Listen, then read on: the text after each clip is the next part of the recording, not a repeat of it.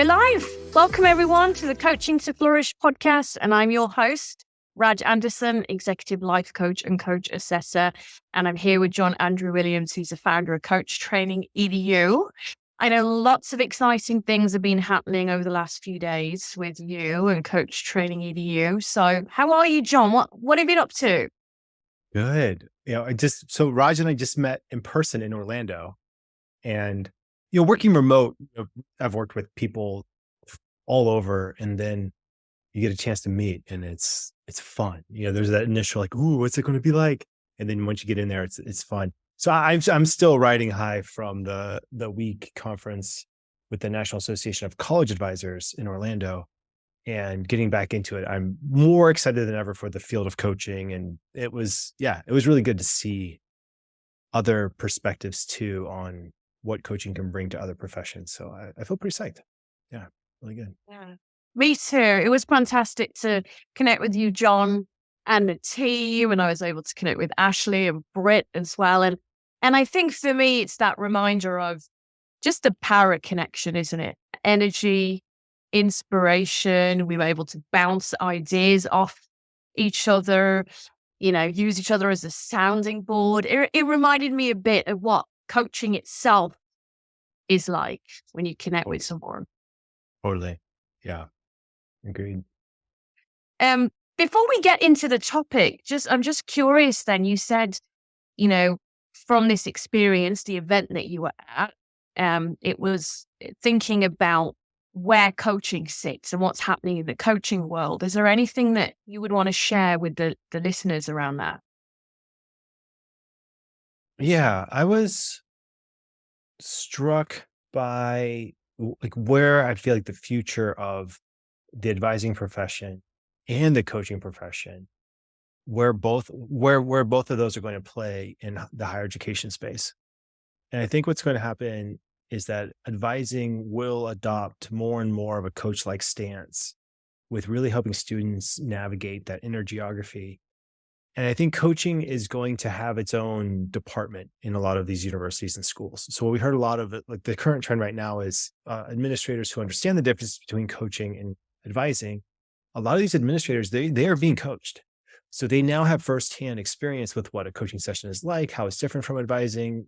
And so they can see the benefit of it. And so now they're establishing separate coaching departments that follow alongside advising departments.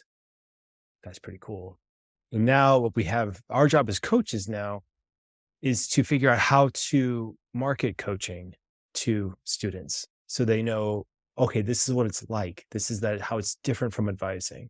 This is how I can use it in my life, and to look at it more like a thing to help them go from good to great rather than something that's, the word that comes to mind is palliative, which is a silly word. But not remedial, like not something that you're using because something's hurting or you're in pain, but more, okay, it's going well. I want to make sure it continues to go well and maybe even make it go even better. Okay, now let me go do my coaching session. I think that's where a lot of these schools, that's the space that a lot of these schools are playing in with these new departments. Thank you for sharing that, John. It kind of connects very nicely with the topic for today. So we're going to be discussing the usefulness of tools in coaching. And when I'm thinking about tools as well, it's, how do we help our clients, our coaches to learn and grow? How do we use tools in the coaching experience? So for me, it's helping them to bridge the gap between not just learning about a topic, but when we introduce a tool, they experience that topic from their own world, their own perspective. And as coaches, we aren't training somebody in what the tool is. We are coaching them to see how that tool works for them and how applicable it is. So how would you describe what a coaching tool is, John? Yeah, that's a great question. I appreciate what you're saying too about how a lot of these things can be viewed as tools. Let's start with the definition of a tool. I think the definition in my mind is something that has a set, like a tool, a coaching tool, is different from a coaching core competency. And so a coaching tool has a set beginning and an end and a process in between. So there's a place that these are the starting points that I need to hit. This is possible middle process, and then this is the end result. So I think from a process standpoint, a coaching tool is a process, which is different from, let's say, a core competency, which is, let's say, active listening or powerful questions or following your client, dancing in the moment. These kinds of things are present at all times in powerful coaching sessions. It's what makes coaching coaching. So then you go to, okay, so where did it come from? Why are these tools? How and why? And a lot of coaching, as I experienced it, came out of humanistic psychology. It borrowed a lot from narrative therapy. You're looking at different activities that people do in acting classes, and you apply that to your own life. For instance, if you were to look at your life as if you are the main character in your own life, what does that main character need? What's the not the coaching goes there. Tools. I took a neurolinguistic programming training from Linda Gale Campbell. This is back in the mid 2000s. And neurolinguistic programming, I liked it. I took the NLP after I took coaching. And so for me, coaching represented the structure that felt very fluid, very adaptable, I'm going to follow my client wherever my client wants to go. And if I'm using powerful questions and active listening, we're going to get some amazing insight, and then we'll figure this out once we get there. NLP to me felt very formulaic. It felt very much like, this is step one, here's step two, here's step three. And by the end of that, you get to this process. Now, the eureka moment for me was when I was training. I was trained as a coach. I was working as a Latin teacher, and then I took NLP, and I realized this is the bridge. Having more of these tools and structures, which was anathema to the coaching that I took. I mean, we were very alert. Like, the coaching training I took was very allergic to these kinds of 1, 2, 3 step procedure things. But it was exactly this kind of step procedure thing that needed to be put in place if you're working with students, because I realized students didn't often have the awareness or the background in order to do what I would consider just free-flowing coaching. But I felt like NLP was still too structured for what students need. So a mixture between the free-flowing coaching and the structure of step one, step two, step three, there's a sweet spot in the middle of those two things. And that was the moment when I realized, okay, this is something I can use with students. And then from there, when I got into the executive world, when I was working as an executive coach, I realized these tools are pretty good. These things work. Let's bring them into the executive space. And then it became a synergistic. They were building off each other. And that's how this happened. That's how the academic life coaching program happened. That's how even the executive and wellness programs that's the historical background. Thank you, John. So when we're referring to tools in this context here in a coaching session, and I know Coach Training EDU delivers training on all different kinds of tools. Asking coaching questions itself is a form of using a tool, or holding space or pause could even be, you could take it one step further. It can be a tool in itself. But when you think about this bank of tools or learning that you share through Coach Training EDU, they're almost like activities or exercises. What's the difference? Yeah, I like thinking of a tool list. So examples like Future Self, right? The Future Self is a tool where a coach will ask a client to visualize yourself in the future, a certain number of years, let's say 5 years to 10 years, and create a relationship with that person. So you can imagine if your future self, like my future self, your future self, everyone who's listening's future selves, all walked in the space you're in, or let's say you're in a car listening to this, and you pull over and your future self hops in the seat. Then Now we're in the tool. Now we've created a structure. We have established a a means for a coach to get curious in a emotion thought rich environment. And now they're all the kind of questions are, okay, what would you be, what would your present self be most curious about? Like, if you really were to ask your future self, yeah, let's say 9-year future you, 5 questions, what would those questions be? Right. Now we're in the middle part. And then the end part is, okay, now that we've, coached here, we've explored here, how do you want to take this into action step? What would your present self do? What are the action steps? What's the outcome of the tool? And so it's very like, it's like having a defined process in a toolbox. You can pick one out, go, okay, now I'm using the future self tool. A different kind of process when you're dealing with inner critics, a different kind of process when you're dealing with perspectives, different kind of process when you're trying to value balance. So all of these things start to stack. And then you start as a coach, as a trained coach, you have, I don't know, a few dozen tools. Then you can start to mix and match and use in different places and put them together even. Like, how does your future self deal with their inner critic? Things like that. I mean, it gets fun. So what is that? 32 tools by the power of 31 or whatever it is. Like, how many different combinations could you possibly hit?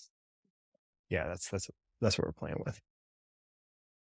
What I love what you just shared there, John, you were talking about that emotion rich thought experience. So we're using this as a process, yet it creates an experience where the individual can connect their senses as well.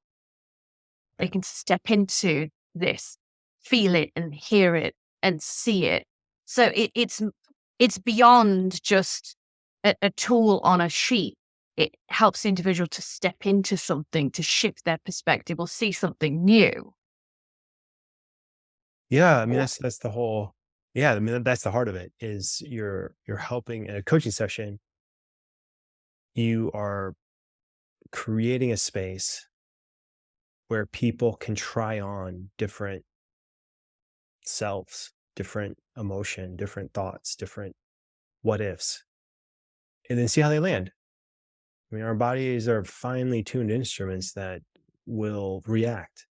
And then being able to, as a coach, be finely tuned to subtle changes in your client, it's amazing the kind of curiosity that you can get, especially working when you're working within a structure of a tool.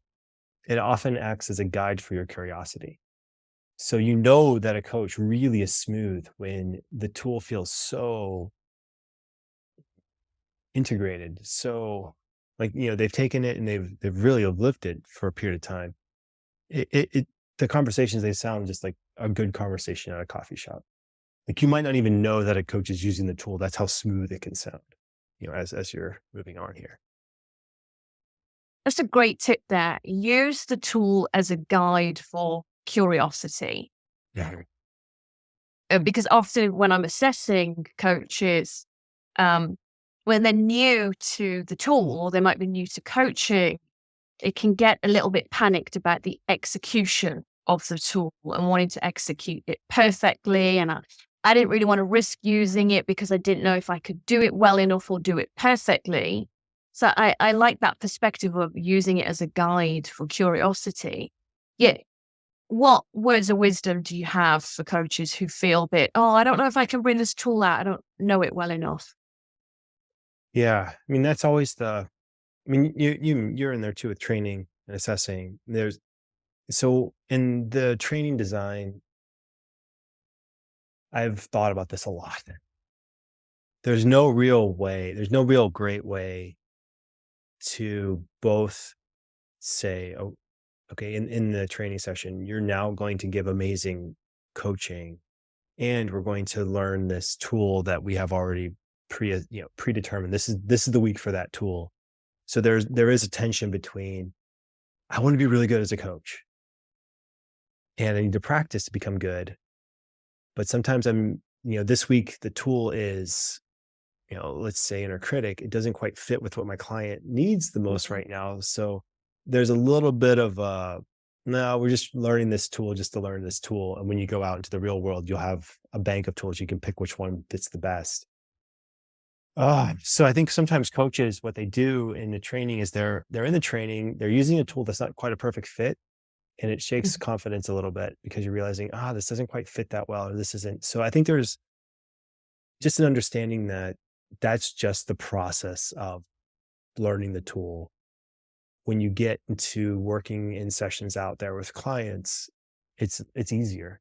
It's actually easier the more you do this. So I would say, please just breathe, lean into growth mindset, and practice. Yeah, so I would say. I'm curious, Raj, your experience too with this.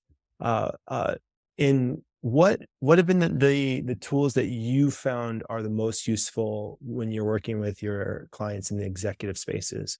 Or what are the tools that you found that your clients love the most? Yeah, that's a great question.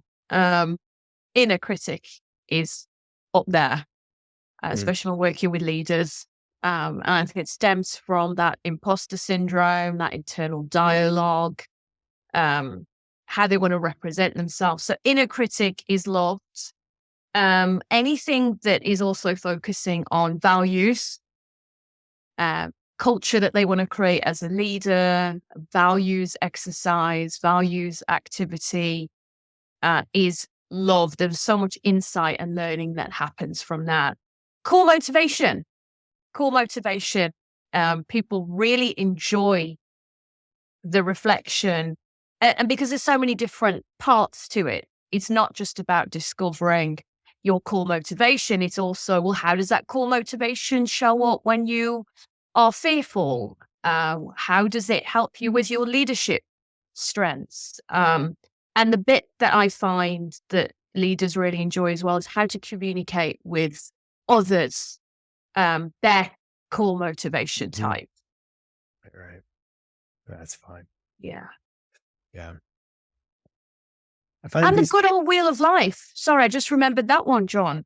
Simple, but so effective. the assessment wheels are always, I mean, any assessment is fun, and it just creates opportunities as for jumping off points for the rest of your coaching session. Yeah. No, it's really fun to hear. Uh, the, yeah, it's just fun to hear the tools and just feel the energy, even just thinking yes, like especially for people who are new to coaching, when they get into the coaching tools, it can often feel revelatory. Like, wow, like this is so simple, but yet it's still so profound. And I feel like that's what for any new coaches out there, it took me 2 years before I stopped trying to prove the worth of the field, or prove the worth of each session, or prove the worth of myself as a coach, to really realize, no, like you can relax. You can let the tool do its job, and you don't have to define a problem and solve a problem in a session and then prove how that solved problem is worth whatever hourly rate you're charging or whatever rate of the session is. Release that. Let it go. Trust the tool. You can trust the process. You can trust yourself and your client. And that's what I feel like tools give you, is they give you an increased trust because you can use the tool to guide you. And I've tested all of these things in my own life and the lives of clients. And yes, they work and they are evidence based. We have studies, and in Future Self, for example, there are so many studies that show the value and benefit of considering yourself in the future, and then playing with ideas of, is that person the same person from you? I mean, the same as you, or is it a different person from you? There are pros and cons to both of those perspectives. So when you start exploring this world, it starts to become very interesting, and you realize what you as an individual are attracted to the most, like what works for you. And then a tool is really working when you have a name for it. When you have a name to grab that tool again and go, oh, future self, and have a name for your future self and conversate with your future self. Right? That's when things are really cooking.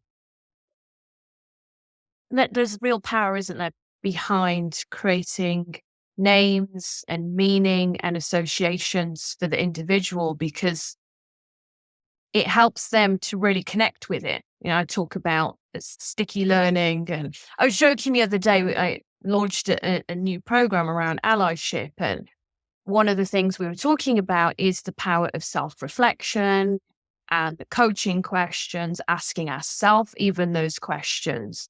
And I did make a joke. I've done lots of courses in my life. I have an MBA. I couldn't tell you what I did in most of those modules. I really couldn't. Yet I can share what I've learned in a coaching session or a group coaching session, or the things that I learned when I was studying at Coach Training EDU, because the difference was I made connection points that were relevant to me and my world, and that's why it stuck. Hmm. Hmm. Yeah. I mean, when you bring yourself into something, it's can be extremely powerful. That's what I feel like coaching does. What are some of your own favorite tools, John? Oh, what have I been working with lately? Uh, I I've been really uh loving the distinction between strategy and planning and thinking in terms of systems and processes. For the organization Coach Train EDU and Academic Life Coaching, I've been uh, the strategy is on the back end has been streamlining. So I've been looking at everything, asking how can we streamline this? How can we make this more efficient and effective? And there is an element of excitement in looking at a like defining the problem and creating like um, there's a developer I'm working with, and he often will say, "What's the like? Can we define the problem?" Like, awesome, and that's not always an easy thing to do, Mhm. but we oftentimes take it for granted. And so you can ask yourself, even the challenge you're facing right now in your own life, define the problem. Sometimes it's not, write it down, and then you can ask, okay, is this the problem I want to solve, or is there a better problem for me to solve? Or what's under the problem? So now we're working with agenda, things like this. Sure, but then now you start thinking, okay, what's the process I can use? What's the strategy? And a strategy is an if-then thing. So if I do this, then this thing will happen. It's a guess, it's a hypothesis. It's not a for sure thing. And whenever you're playing in these unknowns, I've learned I can't trust that any one thing will happen, but I can trust that a percentage of things will happen if I do this work, if I do that, if these things go through. So that's the space I've been playing with a lot, is this idea of, okay, so what's the strategy I'm employing? What is the planning? And then how am I following up in those kind of things? But yeah, that's where my head's been going a lot. Yeah. So, John, say if we were looking at strategy or systems as tools, um, it could be easy for a coach to just focus on creating a system. So, for example, maybe the problem or topic that a client has got is, I don't have enough time. This is one that I hear a lot. Mhm. Or it's one I looked at myself even the other day, right? I don't have enough time. And some of that for me, if I'm thinking about myself, was about what some of the things that I need to streamline. Yet there is also all the deeper bits, the being bits. So how do you balance that in a coaching session between kind of creating a system and looking at a plan or what's working, what's not working, and then what might be below the surface? Like finding deeper agendas, that kind of thing. Yeah, it's a good question. Um,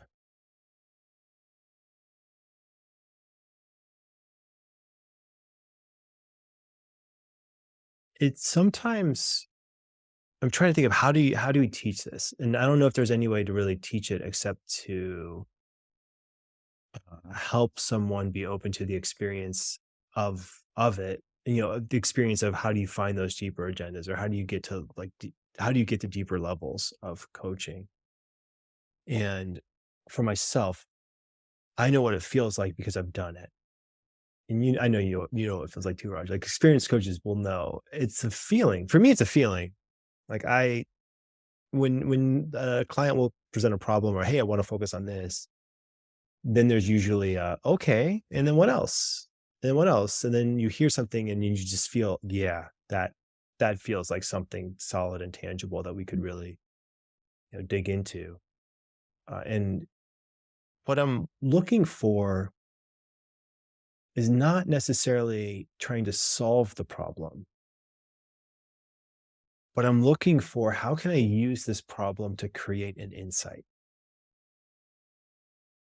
And the insight is more valuable than, let's say, you didn't even have this problem, like you had the solution to the problem or the answer to the problem is, the insight's more valuable than even the answer to the problem. For example, to make it all tangible, I've been redesigning the business course. I know we're over time. I mean, we're hitting our time and we're getting there. I've been looking, designing the leadership course, the business course, the inclusion equity course. Like a lot of research is going into this in the last couple years, months. This book, This is Marketing by Seth Godin. There is a shift. So if coaches, business people, even people in organizations, schools, universities, are asking themselves, how can I get more coaching clients, or how can I get more coaching sessions? Right. So if the problem is defined as how can I get more of these sessions, it's not a high quality problem, because you're focused on what you can receive. If you want to flip it, and what Godin's talking about in his book is the higher quality question, or the higher quality problem is, how can I give more value to my target audience by doing the work of standing for something, of trying to make a change in not just the people you work with directly, but in society in general. And when you ask yourself the question, how can I give your gifts so I can be more effective and create the change I want to change? That's a higher quality problem. And so what coaching will do when you're in coaching sessions is it helps you find the higher quality problems. And that's it. Like that's the game. That's a huge part of the game. And so, yeah, if you find yourself asking, how can I get more clients? No, it's how can I give more? How can I create art? How can I create something that inspires action? That's the question. You answer that question, you'll have all the clients you need. Thank you, John. We need to pick this up. I think there's more around this. This was really valuable in what I'm taking away. And just to summarize here is the insight is more important than the problem.